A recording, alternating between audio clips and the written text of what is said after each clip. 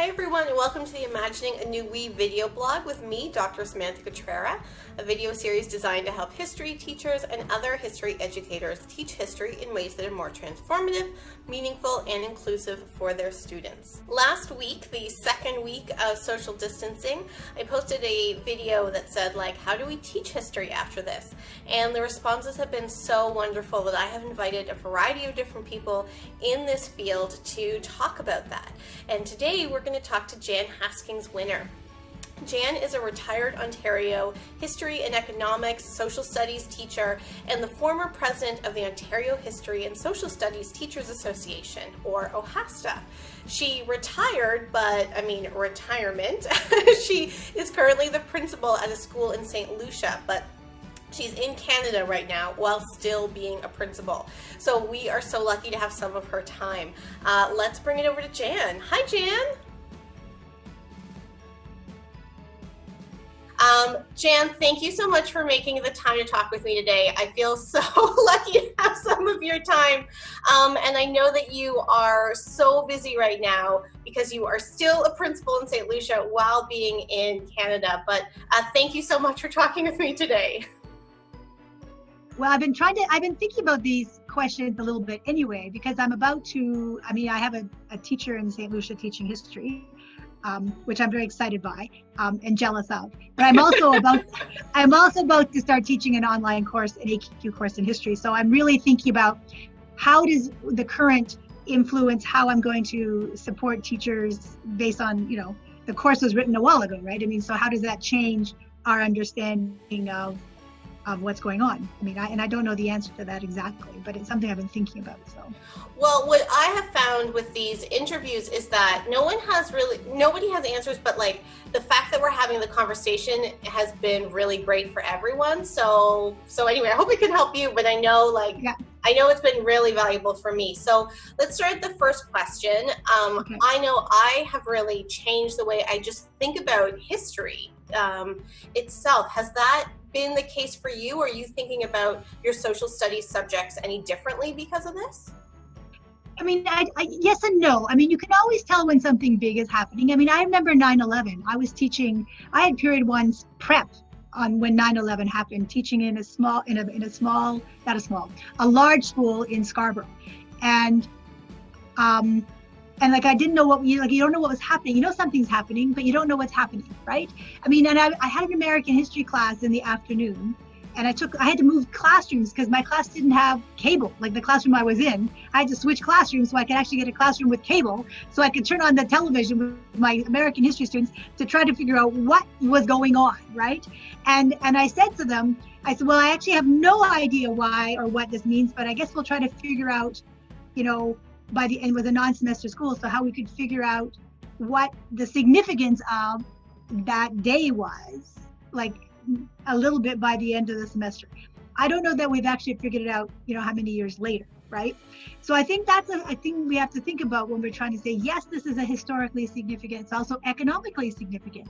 It's also, from a social science perspective, significant. So I think, yes, it's significant, but from a historical point of view, we need the concept of hindsight to be able to put things in perspective. And I think we have to be careful not to rush into, historical significance. All the historical thinking concepts, but historical significance jumps up too fast. I think that's my sort of worry, that we go, this is historically significant. This is never, well, actually, no, there have been pandemics in the past, right? There have been events that we knew at the moment were going to be significant because things were going to change. But how is it significant? I just watched the Prime Minister's, daily briefing a little bit ago, which, it also helps us understand, continuity and change, comparing to World War II, but also perspective, like the countries south of the border, and how they are responding to the same situation in a different way, and that's from a political side, that's from an economic side, that's from, a legal side. A recent post I just saw from Canadian Civil Liberties Association around rule of law, right? We have to have laws before we make people do things, kind of stuff, right? You can't just willy-nilly make people do things, kind of stuff, right? I say this as I'm under voluntary quarantine as opposed to the required quarantine. Right, you know, right. in those different kinds of things, right? So I can go out into my yard with my puppy, who's being cooperative right now and not barking. That's too bad. I was hoping she'd make a cameo. She will. She Okay. will. So I mean, so back to like, has my perspective changed? Only a little bit, I think, in the fact that we know we're living through a moment. But I think it's the difference of what's the difference between history and the past, right? The past is everything, and history is what we construct. And where's our evidence so far, beyond social media memes, about what is historically significant, right? And I think that is something I think we have to kind of keep in mind as we kind of, as historians, but mostly as history educators, because that's the lens I come from, and both as a, you know, as a principal, but also as a teacher, because I still think of myself as a teacher first. And then now when I'm going to be teaching an AQ course, how I'm going to navigate that with my keen students who want to be history teachers, you know. You can just show them this video and be like, yes, exactly. Done. Yeah, here it is. Done. I need say no more. Yes. Yeah, I think that's really interesting to like not jump to particular conclusions. And some things that I was talking about with some other videos is that your students are going to be experiencing things differently than you are as an adult, right? And so to like think about teaching history when we get back into our classrooms, whether they're virtual, as like your classroom will be for your AQ course, whether they're virtual or in person, do you think about teaching history will shift because of our experiences of this moment? Yes and no. I mean, I think good educators always try to make connections to the current, to the present. Yeah, right. You know, with whatever they're teaching, right? I mean, and it doesn't have to be, you know, like there used to be a whole thing in the when you talk about the 1920s and prohibition, but then marijuana was against the law. Well, now it's not, right? I mean, so I mean, you can always find, you know, those examples of continuity and change. And I think that's the bigger piece that we can use as in the present, whether we're online in our class or in September, hopefully in a real person, where we can use those examples of continuity and change. I mean, like it wasn't like 9/11, no kid in high school, I think, was alive in 9/11, but, you know, I mean, so I know. I know. So we need to kind of figure out when you want to make those, you know, those connections. We always want to make connections to the present to help students understand the past. This one is just rather big and in your face, so kids will remember it for a while. But even when there was the power outage in August of, 2003 or something like that, right? I mean, I remember like vividly. But of course, nobody else I teach does because they were not alive at the time. Or maybe there are results of that power outage. You know, who knows, right? Yeah, that's right. That's right. Predicting a baby boom in 9 months, which I believe is Christmas. So Christmas will be new different kinds of packages will arrive. Oh, well, I saw people are predicting a baby boom just for like couples that don't have children, because couples that do have children are they're just like, please no more. I remember, Jan, you had said at one of the OHASSTA conferences once, like the children entering, or like your grade 10 students this year were born on 9/11. So like we need to really think about how we position our own kind of historicity, because these students won't have the same touch points. That's right. Yeah. So, I mean, that kind of, so my last question is, this video series is called Imagining a New We, about ways to make history more transformative, meaningful, and inclusive for their students. And I say that we need to keep imagining these greater circles of inclusion. And so the last question is about, how do you think that this we might look like after this moment? Do you think the we could change? Do you think the imagining could change? Do you have any thoughts on that? I mean, I don't know. I mean, I think it's an interesting question, because this is also reinforcing the difference, you know, in terms of people who don't have online access, for example. Right, yes. And I think 30% of Ontario families do not have access. 30%. Right? 30%, I mean, that's a lot. and my cousin lives in not that far north of Toronto, about an hour and a half north, right? They're comfortable financially, right? And she cannot depend that her Wi-Fi works. And it's not that they're not paying, right? It's not an economic argument for her. It's just that it doesn't work, right? Where they live. Forget the economic argument as well, right? I mean, we don't have in Ontario, forget the rest of the world, or the rest of the country. We don't have that kind of universal access on that issue. So I think that's a dividing line kind of stuff, right? In terms of the we part, because I mean, this is a concern. I mean, I see posted online constantly about how are teachers supposed to support their kids when we're not allowed, we can't see them. And it's not going to be like 2 weeks, obviously, because it's already extended beyond that. And I just saw in the UK, they expect 6 months, which is like depressing. Wow. And I mean, it's a moving target. Like every day, it's a different kind of thing. So in terms of the we thing, I also think, so the divisions I think are greater. I also think, you know, when we close borders, right? And I was called back to Canada, you know, so I didn't stay where I was, you know, and we all have to kind of go back to our home, you know, where we have a passport, basically, right? Right. I think that makes us less of a we and more of an us and them in a kind of a definition. Now, whether we can find a solution once we kind of get through, I mean, everybody claims their own mostly because everybody else is kicking them out as much as anything else. But again, that's not a we, that's an us and them, right? Yeah, yeah. I mean, the difference I think is that we have a shared experience, right? And I think that whether you are in, you know, Italy, you know, or New York, or in Wawa, right? I mean, like we all have that shared experience of living through this as educators, and the students that we teach will have that different experience in their perspective as well.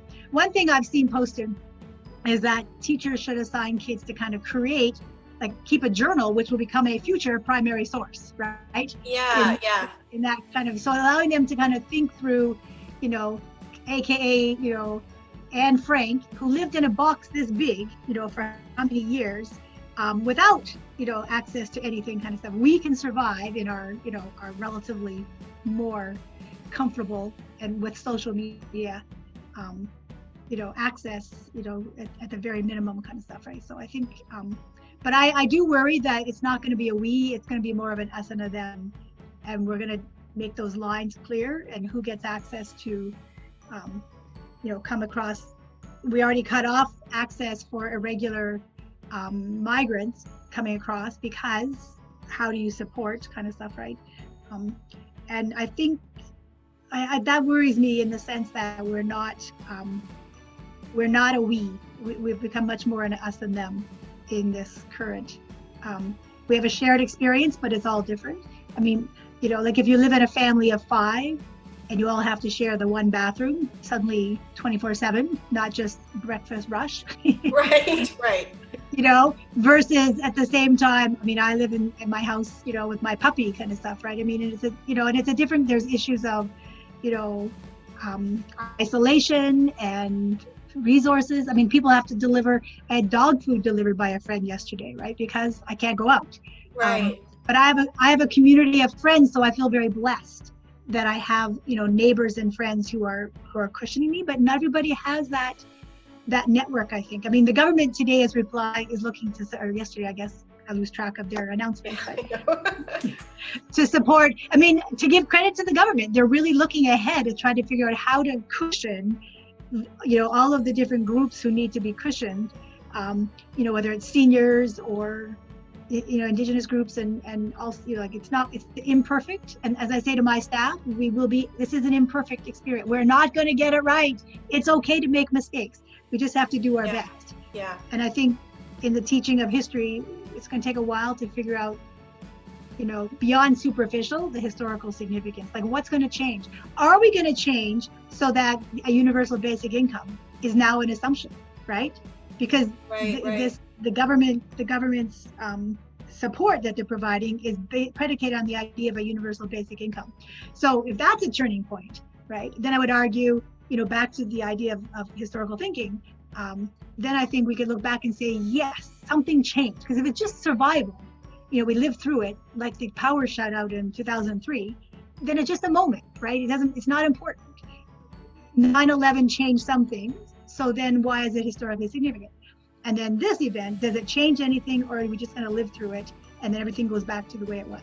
And that, I think, becomes the question to think about, whether, when we teach history through this, when we look at the idea of us and them, are we going to just build up our walls as that leader south of the border wants to do, or are we going to make it bridges instead of walls?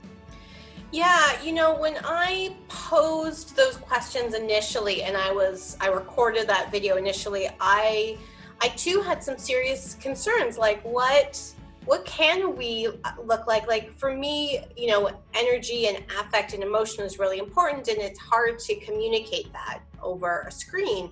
And so I also was really kind of worried about what this we could look like. And in a lot of the videos that I've done, people have been really optimistic. And I think that you raised some really important points about, like, for me, what I hear from what you're saying is like how important it is to recognize our connections, because they are going to be so different, and that we don't want it to exacerbate any more than it already will do, these kind of gulfs. And yeah, I think that's such an important point to think about, and I really appreciate you bringing it up. Thank you. It's just, I'm trying to figure out, other than daily survival, and I have no idea what I'm making for dinner tonight, kinds of questions, right? Yeah. But also on the bigger issue, how do I support, like my students at my school, so we're experimenting with Google Meeting, and we're having a Google Hangout Google Meeting we're doing it by grade. And the kindergarten to grade 2 class had one this morning, and I attended, and it was very messy because they keep talking over each other, but that's what they do when they're that age, right? Yeah. But mostly it was just as important for them to see each other, right? Yeah. And to realize that they're not, because they're home alone, right? Yeah. And they're, they quote, get work to do, but it's basically they're home. They have parents, but there's no other kids, right? Right.